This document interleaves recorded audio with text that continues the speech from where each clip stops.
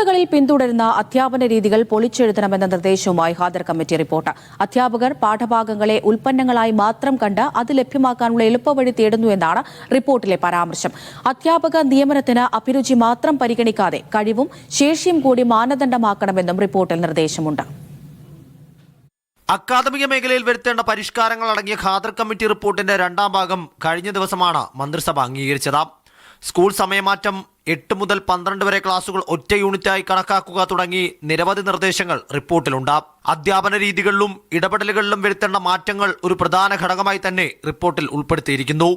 വിദ്യാഭ്യാസ മേഖലയിലെ രണ്ടാം തലമുറ പ്രശ്നങ്ങൾ അഭിമുഖീകരിക്കുന്നതിന് അധ്യാപകരെ സജ്ജമാക്കുക എന്നതാണ് പ്രധാന നിർദ്ദേശം. പാഠ്യപദ്ധതി മാറുന്നതനുസരിച്ച് അധ്യാപകർ മാറുന്നില്ല എന്ന് റിപ്പോർട്ട് വിമർശിക്കുന്നു. പാഠഭാഗങ്ങൾ മാത്രം പഠിപ്പിച്ച് മുന്നോട്ട് പോകുന്ന രീതി പൊതുവിൽ കാണപ്പെടുന്നു. സ്കൂളുകളിലെ അടിസ്ഥാന സൗകര്യങ്ങളിലും സിലബസിലും കാലക്രമേണ മാറ്റങ്ങൾ ഉണ്ടാകുമ്പോൾ അധ്യാപകരിൽ അതുണ്ടാകുന്നില്ല എന്നും റിപ്പോർട്ടിലുണ്ട്. കാലഘട്ടത്തിനനുസരിച്ചുള്ള ഉയർച്ച അധ്യാപകരുടെ അറിവിലും ശൈലിയിലും കൊണ്ടുവരണം. അധ്യാപകരുടെ യോഗ്യതയുടെ കാര്യത്തിലും മാറ്റം ആവശ്യമായുണ്ട്. സെക്കൻഡറി ക്ലാസുകളിൽ നിയമനത്തിനുള്ള ഏറ്റവും കുറഞ്ഞ യോഗ്യത ബിരുദാനന്തര ബിരുദമാക്കണം. ജോലിയിൽ പ്രവേശിക്കുന്നതിന് മുൻപും ശേഷവുമുള്ള പരിശീലന പ്രവർത്തനങ്ങൾ പൂർണ്ണമായും പരിഷ്കരിക്കണം. ആധുനിക സാങ്കേതിക വിദ്യയുടെ എല്ലാ സാധ്യതകളും ഫലപ്രദമായി പ്രയോജനപ്പെടുത്താൻ കഴിയുന്ന തരത്തിൽ അധ്യാപകരെ സജ്ജമാക്കണം. നിയമനത്തിനായി റിക്രൂട്ടിംഗ് ബോർഡ് പോലെയുള്ള സുതാര്യമായ സംവിധാനം ഏർപ്പെടുത്തണമെന്നും കമ്മിറ്റി ശുപാർശ ചെയ്യുന്നു. ഗോപാൽ ശീലാസനൽ, മീഡിയ 1, തിരുവനന്തപുരം.